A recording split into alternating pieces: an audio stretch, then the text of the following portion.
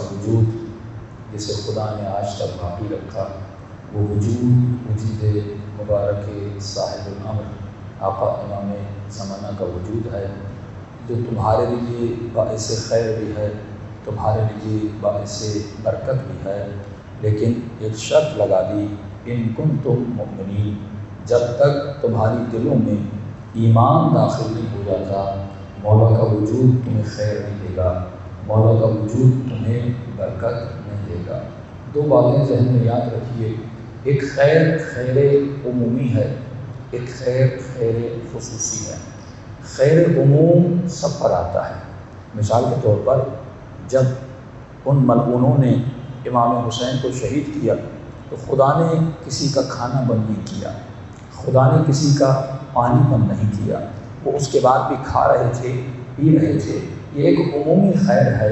جس بندے کو خدا پیدا کرتا ہے وہ اللہ کی ذمہ داری ہے اس کی ضرورت کو بھی پیدا کرے، وہ چاہے دوست ہو، وہ چاہے دشمن ہو۔ فرمایا اسی طرح اہل بیت کا ایک خیر عمومی ہے کہ وہ کیسے، جب آپ دعائے ندبہ پڑھتے ہیں تو ایک جملہ آتا ہے کہ نور متصل بین الارض والسماء، مولا کا نور وہ نور ہے جو زمین اور آسمان کے درمیان ایک اتصال بنائے رکھا ہے۔ یعنی اگر مولا کا وجود نہ ہو تو پوری کائنات تباہ و برباد ہو جائے۔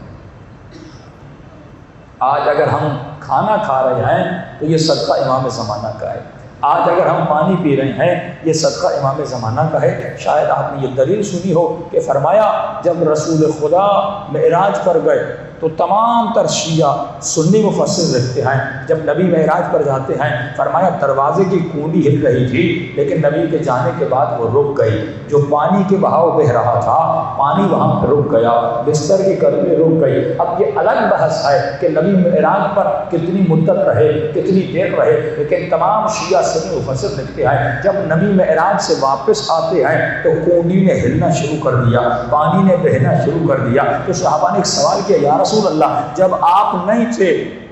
تو کائنات رک گئی، جب آپ واپس آ گئے تو کنڈی نے ہلنا شروع کر دیا، پانی نے بہنا شروع کر دیا، یا رسول اللہ یہ مسئلہ کیا ہے، اس کی وجہ کیا ہے؟ نبی نے فرمایا ہماری مثال روح کی طرح ہے، جس طرح تمہاری روح تمہارے بدن میں جب تک ہوتی ہے یہ بدن سنتا ہے، یہ بدن چلتا ہے، یہ بدن بولتا ہے، اس بدن میں حرکت ہے، لیکن تجھے موت کب آتی ہے؟ جب روح نکل جاتی ہے۔ اب یہ بدن بول نہیں سکتا، اب یہ بدن سن نہیں سکتا، اب یہ بدن چل نہیں سکتا، اسے مارو اسے چوٹ کا احساس نہیں ہوتا، لیکن جب روح واپس آتی ہے اس بدن میں دوبارہ حرکت آ جاتی ہے۔ فرمایا نبی، امام اور ولی کی مثال روح کائنات کی طرح ہے، جب ہم کائنات سے جاتے ہیں کائنات مردہ ہو جاتی ہے، جب ہم کائنات میں آتے ہیں تو کائنات زندہ ہو جاتی ہے۔ تو آج یہ عقلی سوال کیا جا سکتا ہے کہ آج ظاہراً نبی خدا کائنات میں موجود نہیں ہے لیکن ہم کھا بھی رہے ہیں، ہم پی بھی رہے ہیں، ہمیں رزق بھی مل رہا ہے، ہمیں دولت بھی مل رہی ہے، ہمیں اولاد بھی مل رہا ہے،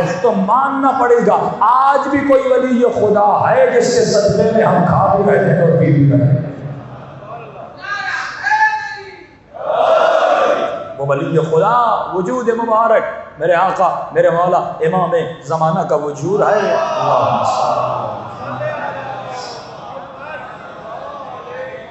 جس مولا کے صدقے میں کائنات چل رہی ہے، یہ خیر عموم ہے کہ ان کے وجود سے کافر بھی فائدہ لے رہا ہے کہ وہ سانسیں لے رہا ہے، ان کے وجود سے مشرک بھی فائدہ لے رہا ہے وہ سانسیں لے رہا ہے۔ امام فرماتے ہیں ایک ہمارا خیر خصوصی ہے جو ہم صرف اپنے شیعوں پر نازل کرتے ہیں، وہ جو واقعاً جس کے دل میں ان کنتم مؤمنین، جس کے دل میں ایمان داخل ہو جاتا ہے۔